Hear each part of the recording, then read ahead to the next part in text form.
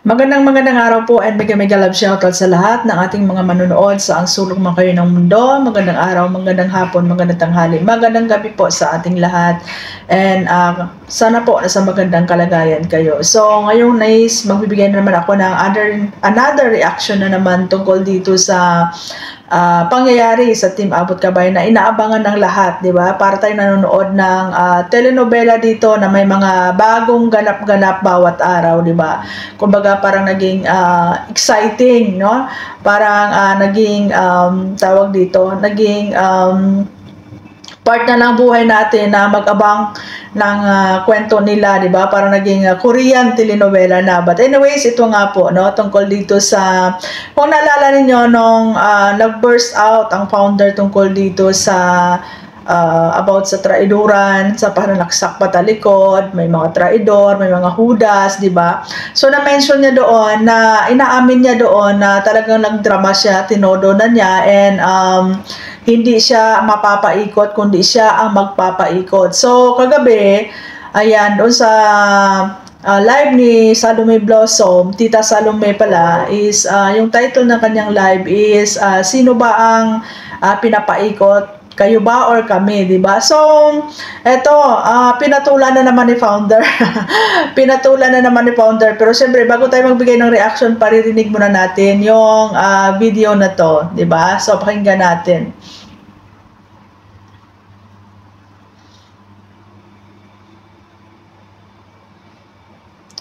Eto po, pakinggan natin. Tapos, bigyan natin ng reaction.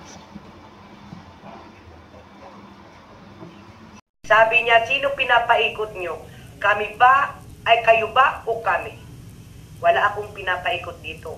Ang pinapaikot ko lang dito, yung mga taong feeling perfect at saka feeling na sila na nagmamay-ari. Na di ako papayag dahil ako po ay may pinanghahawakan. Ayan. So, yan po yung video. Yan po yung video na kinuha kong clip doon sa live niya kagabi.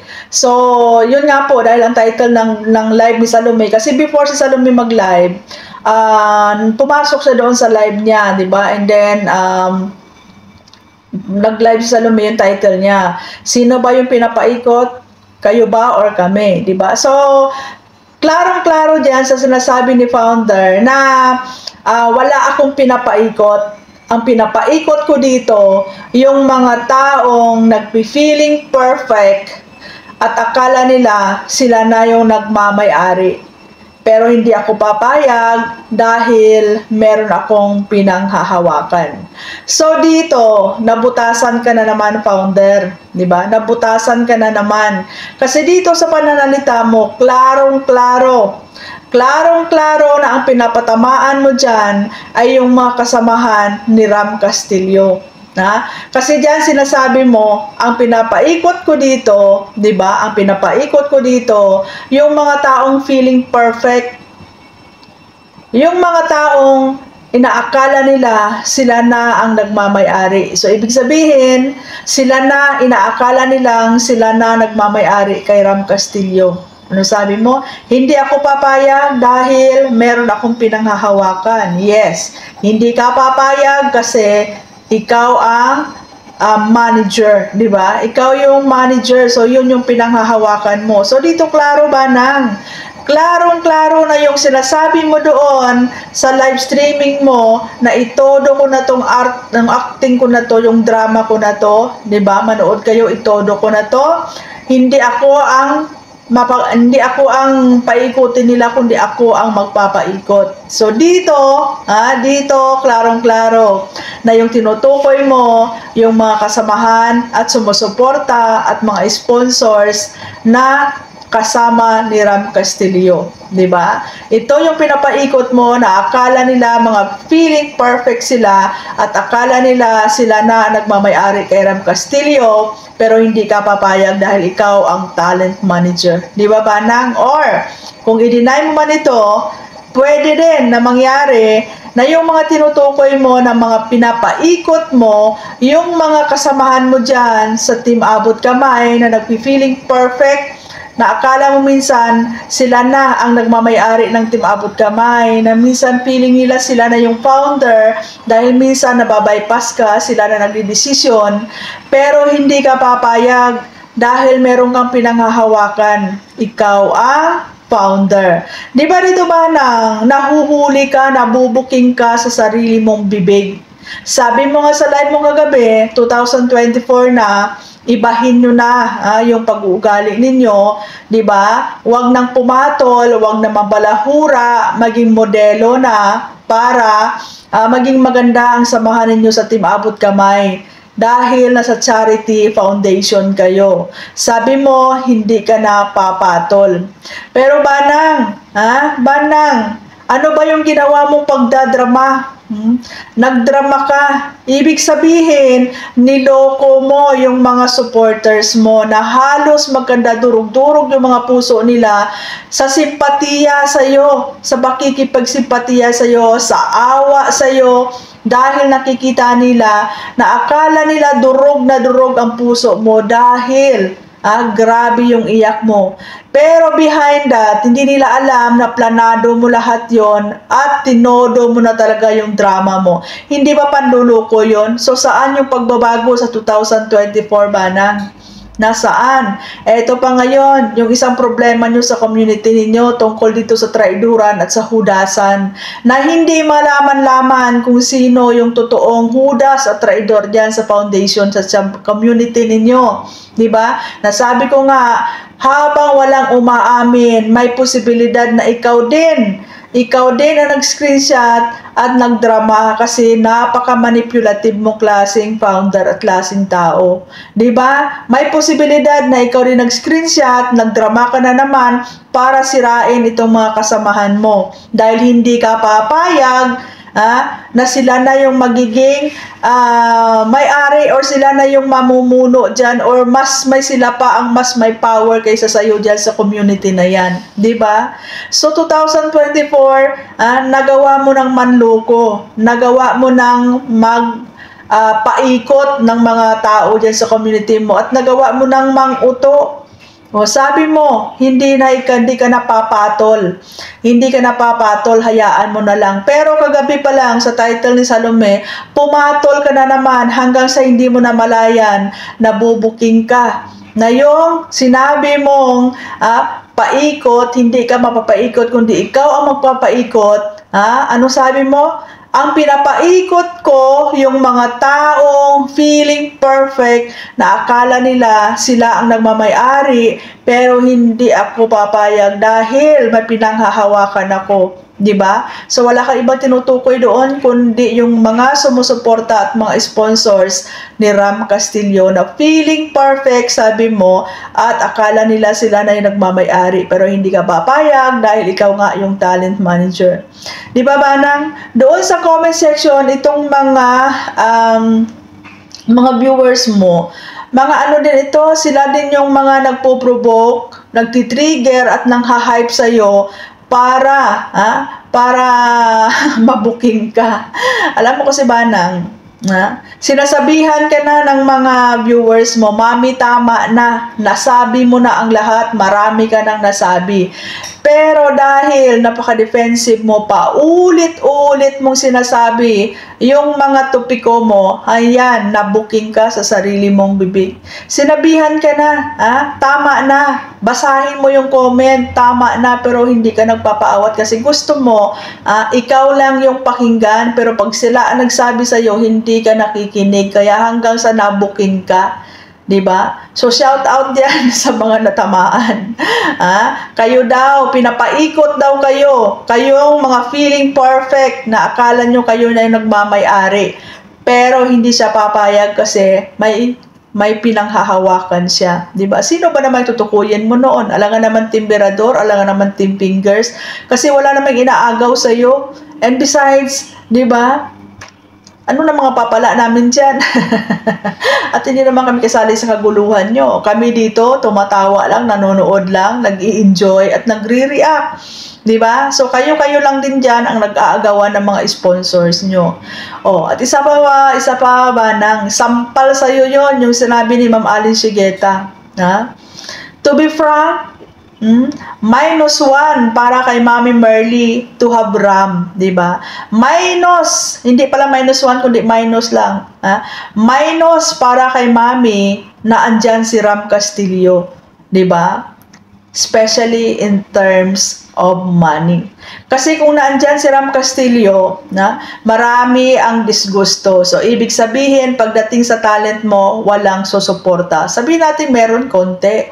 Pero, dahil naandyan si Ram Castillo, yung ibang mga sponsors mo na ang charity lang ang gusto, may possibility na hindi rin sila magbibigay dahil disgusto sila sa iyo, disgusto sila sa artista mo.